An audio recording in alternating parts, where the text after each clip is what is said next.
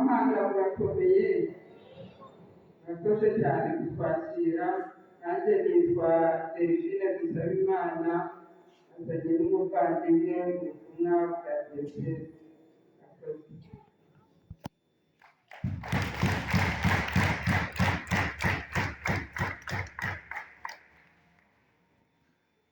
ntabwo babivuze tuje hano ubutumwa umubyeyi Bikira Mariya Mwamikazi wa Fatima, ingoro yitiriwe amateka y'iyo ngoro yizihiza yubile y'imyaka 25 imaze ihawe umugisha. Iyo ngoro yubatswe kuri paruwasi katedrali ya Ruhengeri, ikaba yarubatswe ari urwibutso rwari kure y'imyaka 2000 yarishize ijambo rigize umuntu, ndetse n'imyaka 100 yarishize inkuru nziza igeze mu Rwanda. Iyo ngoro y'Abakirisitu rero yahawe umugisha kuri 11 Gashyantare muri 2001. Kuwa 13 z'ukwa gatanu muri 2025, ubwo twizihizaga umunsi mukuru wa diyoseze yacu, umushumba wacu nyiricyubahiro Musenyeri Gisenyi Habimana yatangaje kugaragara ko umwaka wa yubile y'ingoro ya Bikira Mariya Mwamikazi wa Fatima.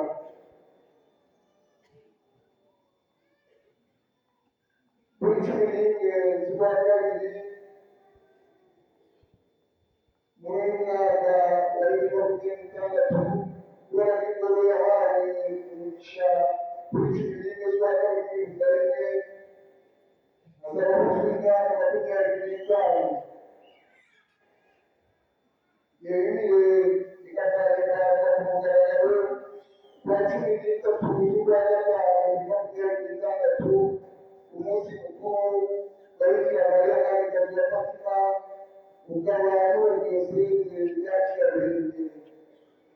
Insanganyamatsiko y'iyubile iragira iti: twumvire umubyeyi wa Bikira Mariya, dusenga kandi twihana. Ni mu nsanganyamatsiko yatoranyijwe hagendewe ku butumwa bwa Bikira Mariya yatangiye i Fatima muri Portugal. Dore ko ariho yabonekeye abana batatu mu mwaka w'1917, akabonekera Francisco Jacinta na Lucila. Ingoro yashinzwe mu rwego rwa diyoseze na nyiricyubahiro Musenyeri Gisenyi Habimana, umushumba wa diyoseze ya Ruhengeri. By'akarusho ku itariki ya 1 z'ukwezi kwa 10 muri 2004, ingoro ikaba yarashyizwe ku rwego rw'ingoro za Bikira Mariya zizwi ku rwego rw'isi, nyuma y'ibarura ryakozwe icyo gihe. Biteganijwe muri uyu mwaka wa yubile, muri byo harimo icya mbere ishusho nini ya Bikira Mariya Umwamikazi wa Fatima. Biteganijwe ko izashyirwa mu marembo y'ingoro mu rwibutso rwa yubile y'imyaka 25 iyi ngoro imaze itangiye ubutumwa bwayo. Icya kabiri, yubile uburyo kumenyekanisha y'ingoro y'ingoro ikwiye kutubera iterambere ikimenyetso cy'ubumwe ndetse n'ubufatanye bw'abana b'umubyeyi umwe nk'uko insanganyamatsiko ya sinodi yabidushishikarizaga. Tugendere hamwe ubumwe, ubufatanye n'ubutumwa nk'uko yubile ari gushimira Imana. Hari benshi bafite ibyo bashimira Imana kandi bifite isano n'ingoro y'Bikira Mariya umwamikazi wa Fatima cyangwa se n'umubyeyi Bikira Mariya muri rusange, kandi abo bakaba bari hirya no hino mu maparuwasi agize diyoseze ya Ruhengeri ndetse birashoboka ko no muri paruwasi ya Kampanga muhari, ndetse n'abandi bashobora guturuka hirya ya diyoseze yacu ndetse no mu kindi gihugu, kuko ingoro y'Bikira Mariya itegerezwa ikanasurwa n'abaturutse hirya no hino mu rwego rwo kugaragaza mu rwego rwo kugerageza kwegeranya abavandimwe bari hirya no hino. Hashyizweho urubuga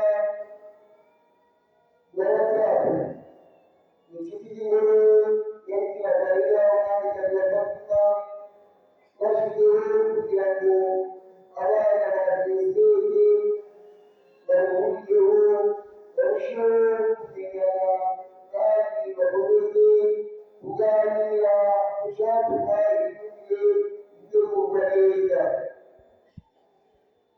Niba y'abatunze rusange cyangwa ku cyiciro cya diyoseze gusa, n'ab'Ikampanga ndetse n'abandi bakaba bari guhari itegurwa ndetse n'uburyo tugomba guhimbaza imyumvire.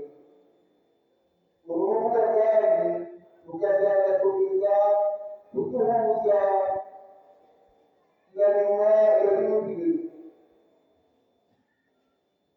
Abaruriwe bashobora kuzana n'abandi babyemera kandi bishimiye kuba abasangira n'abandi bavanye ibitekerezo.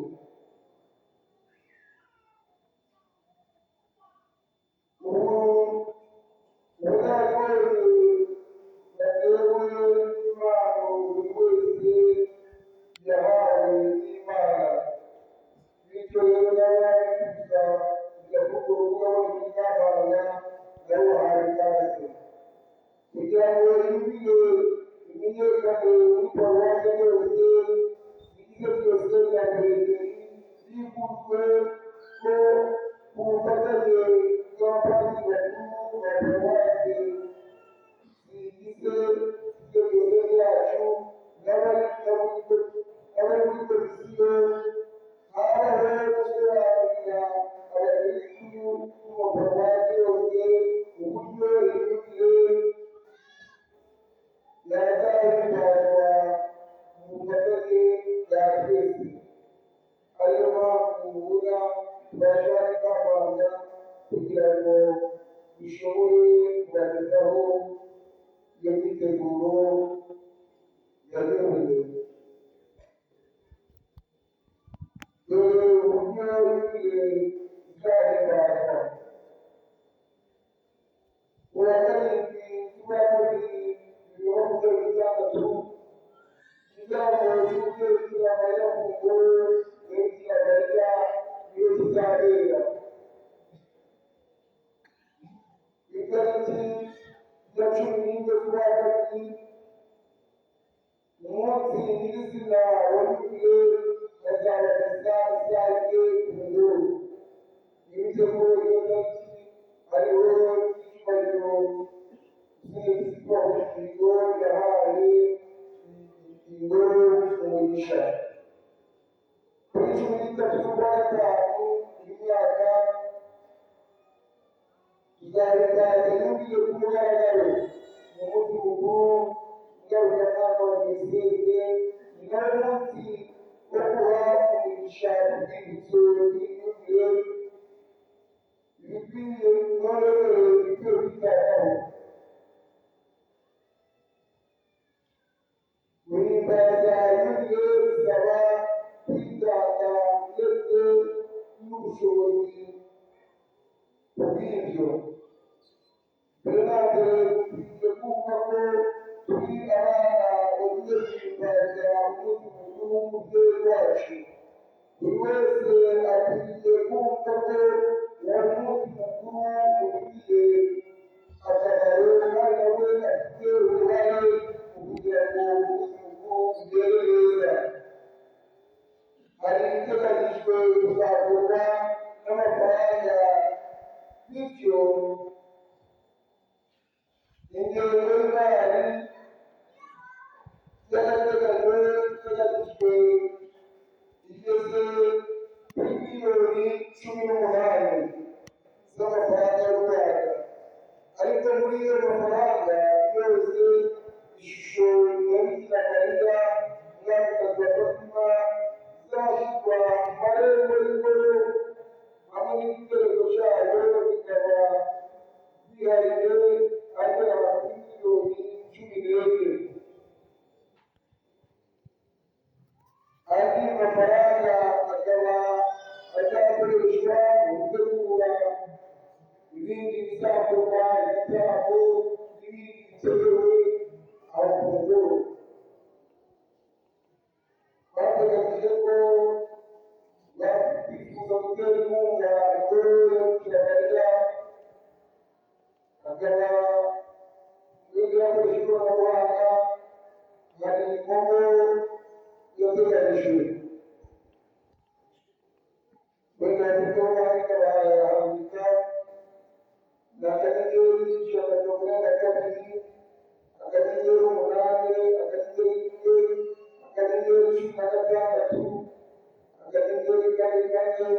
akanyenyeri 8, akanyenyeri 1, akanyenyeri 16, akanyenyeri 33. Akanyenyeri tuliyoona vitabu tukisemeza vitu. Akanyenyeri 42, akanyenyeri 8, akanyenyeri 1, akanyenyeri 16, akanyenyeri 33. Rimwe urwego ugashyiraho amafaranga yawe ugakurikiza amabwiriza. Ukazaza handitse diyoseze ya Ruhengeri. Muvandimwe rero, umunsi mukuru w'ingoro, yubile y'ingoro, yubile y'umubyeyi Bikira Mariya, yubile y'icyo Yesu Kristo, yubile y'abana ba Bikira Mariya, yubile yacu twese. Bari kugira ngo yubile izagende neza. Kandi kuko amateka menshi yatangiye buhoro buhoro, kera hakiri imirima hepfo gatoya ugerageza ababyeyi zabaga ishusho Bikira Mariya n'intango y'inyubako zitembere y'intambara. Nyuma yaho ishusho abagizi barayangiza, ariko abakristo bakomeza gushyiraho ishusho abantu bakajya bakasezera. Nyuma rero nibwo hubatswe n'ibyago nk'uko mwabyumvise.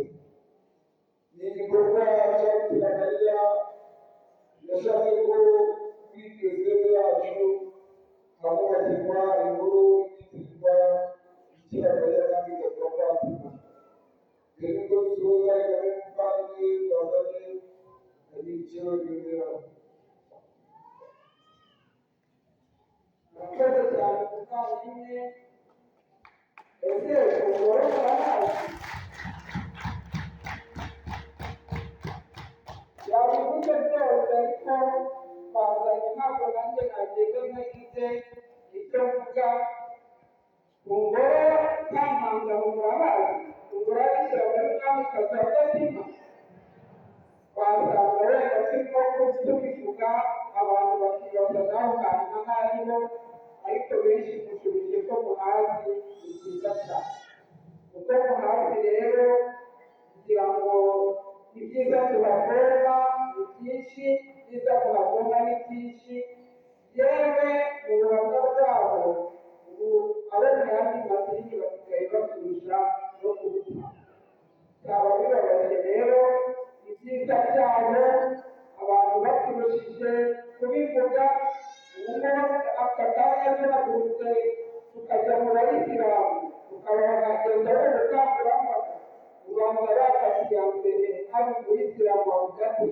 yewe birashije nkurikije ibyo mugoro hankoreye ibyo mugoro yankoreye nemeye kubigura abateze abavuga n'abandi basigaye bahazi bazi ubuhamya bw'ingoro kuturusha rero ariko ntabwo ubutumwa bugenewe twebwe abana b'umubyeyi bikira mariya nawe nawe ariko twebwe tumufite umwihariko abadeni bakwiye kuturusha kumushyigikira mu bikorwa bye byo kudutagatifuza sibyo se gahunda rero mwazumvise yubire nyinshi zizahimbazwa ku itariki 16 z'ukwa gatanu 2026 ariko hari misa iteganyijwe umunsi nyirizina iriya ngoro yahaweho umugisha itariki ya 11 z'ukwa kabiri 2026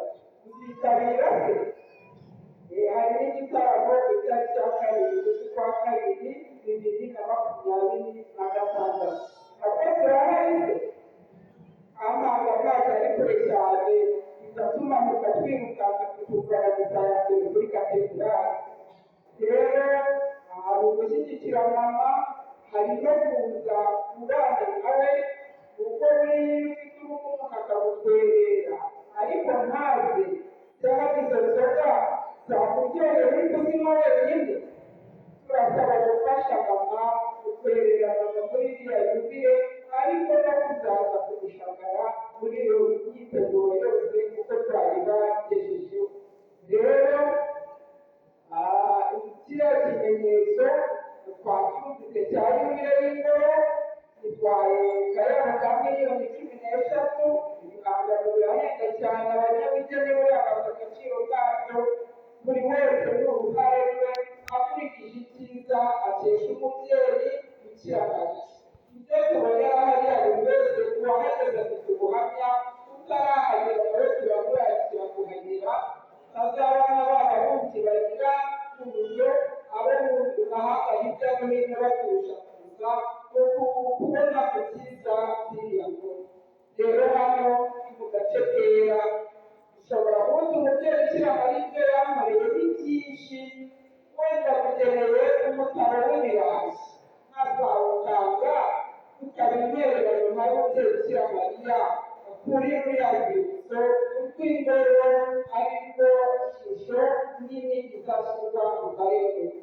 buri wese ufashimira imana ye padiri kare yabitwigishije tugomba kubarana n'imana zaba iza bitanu nyagasani niwe waziduhaye arayikeneye nta mpamvu yo kuvunjisha sidahari nawe na nyagasani atuvunjiye twese twajya he ituvunjishe rero izaba bitanu umubyeyi arazikeneye kandi aho tuvuye azahasubiza byose bijyana no gusenga tuvuga rozari dusabira isi tunisabira nk'uko ari nabyo butumwa yatangiye bifatima muri portugal kuko yabonekeraga b'abana batatu lucia francisco na yasente urakoze cyane